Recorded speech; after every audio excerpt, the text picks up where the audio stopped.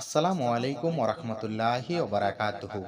প্রিয় বন্ধুরা, আজকের এই ভিডিওতে আমি আপনাদের মাঝে শেয়ার করব পবিত্র কোরআন থেকে নেওয়া শক্তিশালী একটি দোয়া, যে দোয়াটি মহান আল্লাহ তাআলা নিজে আমাদের প্রিয় নবী মুহাম্মদ সাল্লাল্লাহু আলাইহি ওয়াসাল্লামকে শিখিয়েছিলেন।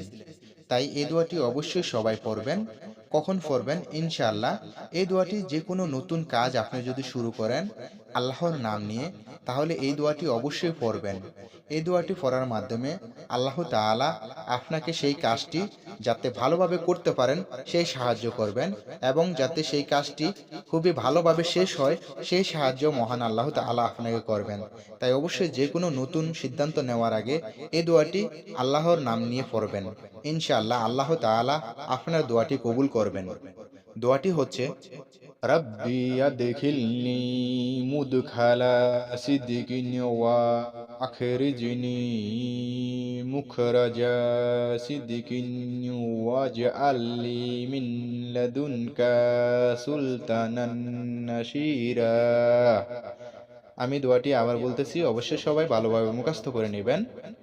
রব্বি আদখিলনি মুদখালা সিদ্দিকিন ওয়া আখরিজনি মুখরাজা সিদ্দিকিন ওয়াজআলনি মিন লাদুনকা সুলতানান নাসিরা। এই দোয়াটির বাংলায় অর্থ: হে আল্লাহ, আমার প্রতিটা কাজ ভালোভাবে শুরু করতে এবং ভালোভাবে শেষ করতে আমাকে সাহায্য করুন, আর আপনার পক্ষ থেকে আমাকে শক্তি ও সাহায্য দান করুন। আমিন। অবশ্যই এই দোয়াটি যে কোনো নতুন কাজ শুরু করার আগে পড়বেন। ইনশাআল্লাহ আল্লাহ তাআলা আপনাকে সাহায্য করবেন।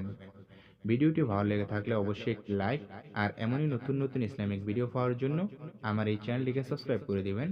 সবাই ভালো থাকবেন, সুস্থ থাকবেন। আল্লাহ হাফেজ।